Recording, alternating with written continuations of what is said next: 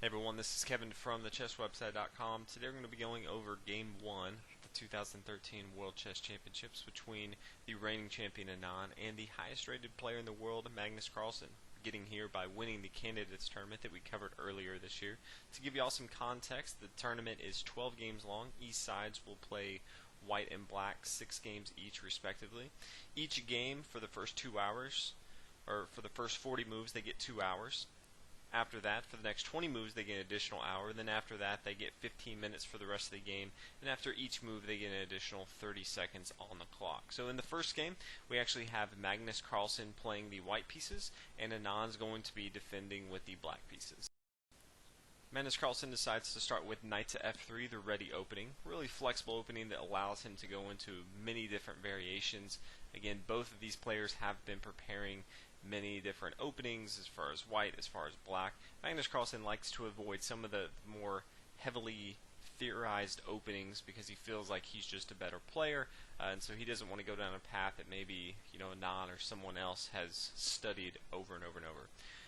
So Anand decides to start with pawn to d5, and then we see pawn g3 looking like white's going to fianchetto his bishop here to g2, kind of a hyper-modern opening where white looks to develop his minor pieces, really control the center of the board with his minor pieces, and then later on, push forward with his pawns, but he's not going to do that early on.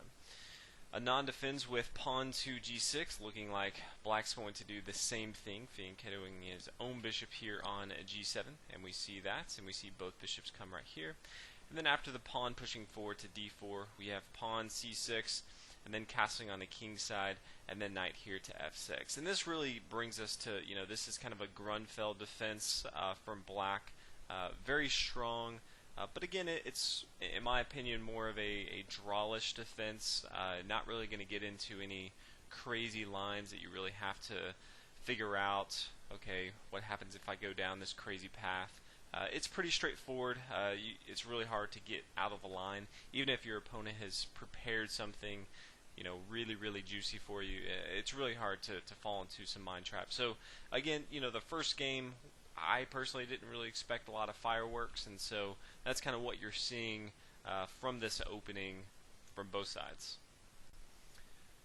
From here, Magnus Carlsen played pawn to b3, getting ready to fianchetto to the other side, although with his pawn here on d4, looks like this bishop here on b2 isn't going to be doing too much in this game. Could have also tried to kind of break things open, played pawn to c4, and kind of wait to see what Anand was going to play. Typically wouldn't take here, after the knight here to a3. Black usually just gives back this material, usually doesn't want to play something, pawn to b5, trying to hold on to it, really jeopardizing his queen side, and really, some of these pawns are really going to be a hazard for black to try to hold on to later in the game. So instead, again, pawn to c4 is kind of what I was hoping to see. Instead, we see just this pawn to b3, just kind of waiting, trying to set up all the pieces for white as far as his minor pieces, and then kind of see what Anand gives him. From here, we see castle on the king side. Obviously, you want to have your king safe, and then the bishop coming here to b2, and then the bishop coming here to f5. Again, both sides just trying to get their minor pieces involved into the game.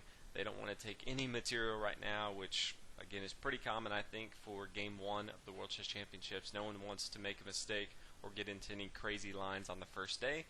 Take it pretty easy, which as a fan, it's not super exciting, but it has to be somewhat expected if you've seen these kind of tournaments before.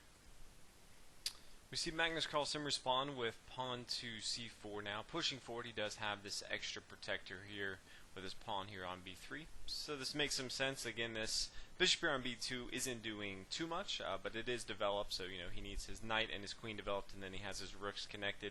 His development will be complete. The knight comes here to d7, again wants to complete his development, also can't really bring it here to c6. You can now get his queen involved into the game. Something c7 makes a lot of sense. Usually bring it to b6 if you have a strong attack, which he definitely could, attacking his pawn here on d4. White could always just push forward and kind of make it kind of awkward for the queen. He'd just have to retreat back, but he could kind of force Carlsen to go ahead and push his pawn up if you wanted it to come there. We now see the knight coming here to c3. again, this is kind of a safe move, I think. Magnus Carlsen had a few other options. He could have played knight here to h4, kind of forcing the action with the bishop. Most players don't want to give up their bishops early on into the game, especially for a trade, even though the bishop and the knight are both 3 points. Usually don't see high-level players, giving up their bishops for a knight. And so, the bishop could come back here to e6, and then, even knight here to d2. You could also see the queen, here to c2. This is pretty good, but again, both these options give white, a little bit more of the lead as far as the tempo. They're kind of leading the charge right now. Knight to c3.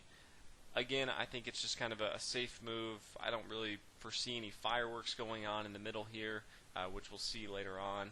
But again, just kind of showing you some of the other variations that, as we were kind of going through this game, we kind of saw.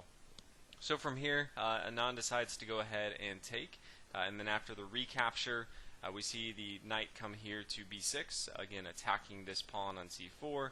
This pawn definitely needs to move forward to kind of stop being attacked, and so the knight comes here to c4, and this is a nice little square for this knight because it's kind of an outpost. Usually you have a knight at an outpost being protected by a pawn, but in this case there's no pawns that can really attack it. This light square bishop right here on g2, it's never really going to come over here for a long time to threaten it. So really, this is kind of an outpost here for the knight. Now, white can really threaten this if he gets his queen involved, but for right now, this knight can just kind of hang out and see what Magnus Carlsen does.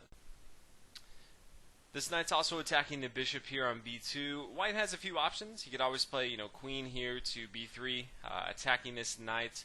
More than likely, Anand would just go ahead and take the bishop. Again, I think this would be fine for white, but again, usually you don't see players giving up their bishop for a knight. So in this particular game, we see Magnus Carlsen just bring his bishop back here to c1. Again, kind of just doodling around with his bishop back here, not doing too much. Now the knight comes here to d5. I think it probably would have been more pressing for Anand to try for knight here to e4. It does keep this d file open. He does have the queen right here, so he can really put a lot of pressure on this pawn here on d4.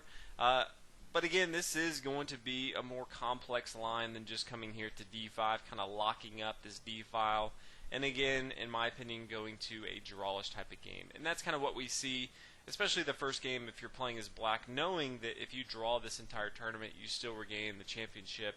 There's no reason right now for Anand to get out of the line, because he recognizes that his opponent has, the end game figured out maybe better than anyone right now. He's a young guy with stamina, so why use a lot of energy in game one? So he does decide to play this knight to d5, and then we see the queen come here to b3, attacking this knight, so the knight has to move.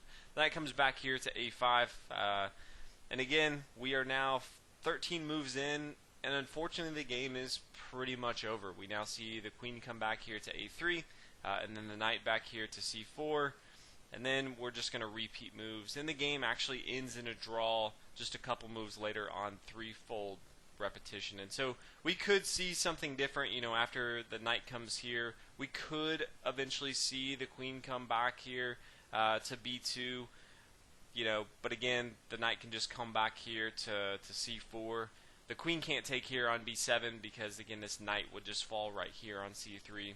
So in the particular game, we just see both these pieces just going back and forth, and on the 16th move, both players shook hands, and it was a draw. So, in my opinion, not the most exciting game. It lasted 16 moves, but because of threefold repetition, really only lasted about 14. So definitely not the fireworks I was hoping for, but definitely the game that I somewhat expected. So game one was a draw, and next game Anand will be playing the white pieces, and hopefully we have something more exciting. So check back here. We're going to be doing commentary for all of the games for the 2013 World Championship. So hope you guys enjoy, and I'll see you on the next video. Thanks for watching.